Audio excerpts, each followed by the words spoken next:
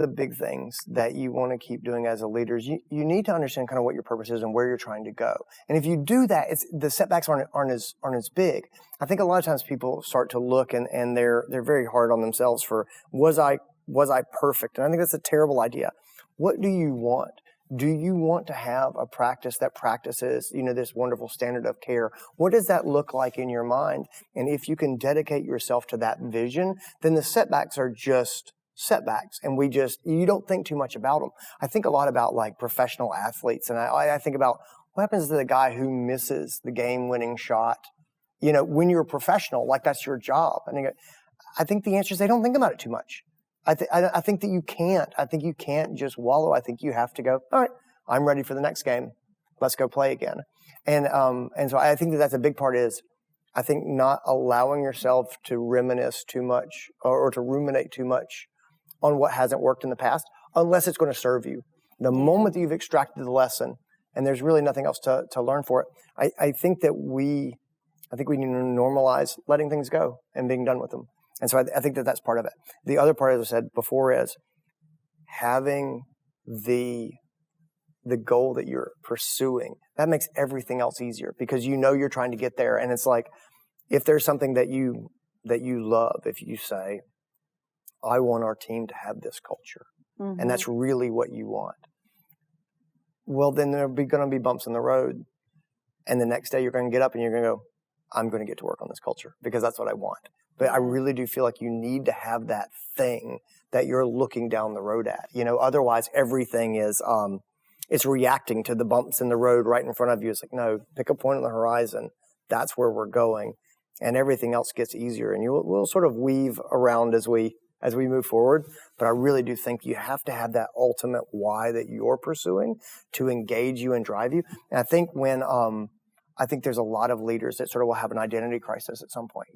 They lose track of like, what is that why? Or let's say, I see this a lot too. I'll say there'll be a medical leader or a young doctor and they're working at like an independently owned practice and they'll say, well, I want to do this. This is where I want to go. And there's a change in leadership and the practice will take on a new owner or a corporate owner or whatever. And the path of the practice will sort of change. And that person, they'll lose that picture. Like they'll lose sight of, this is what I wanted to create. And then they kind of flounder and I sort of say, hey, look, reality changes. And I'll tell you the way that I saw success for myself before the pandemic and after the pandemic, they're just different because the world changed.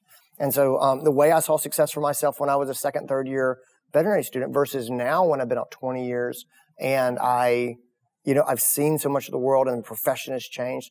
Those things have changed. I really do think, Kate, that you have to rediscover yourself about every 10 years. I think that that's true. I think that there's a lot of things in life that you should find a plan, right? You should have a plan. And you should go through the process of planning because your plan falls apart. It always falls apart. But that process of planning is this recentering and reprioritizing. And so the process of going through that really matters. But the world is too chaotic. There's too many variables. There's too many things that change. And so the plan always fails, but you have to be okay with the idea that the plan's going to fall apart and I'm going to build a new plan.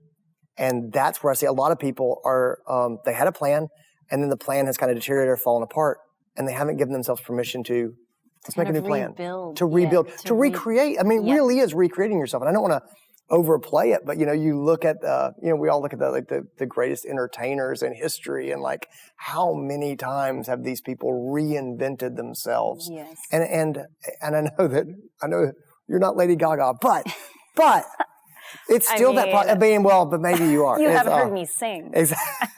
but it's still like you have to have that reinvention process of what is the purpose? Like, what do you want to get out of this? And that changes.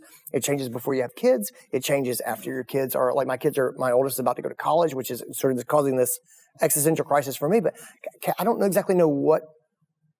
what success is going to look like for me when my kids have gone away. But I'm going to figure that out. And it's not scary because I know that, right now, my kids are at home and I know this is important to me and I know I have limited time with them. And so I'm really prioritizing that connection with my children and they're going to go off to school and I'm going to reprioritize that connection with my wife. And I am going to think about now my kids are off and they're doing what do I want the last 20 years of my career to be? Like, what is that going to look like for me? And that's going to be a new discovery. And I don't have answers to those questions yet, but I'm looking forward to answering them. And once I answer them, you're going to see me go forward, and I'll make mistakes, and then I'll learn because I'm trying to do something new.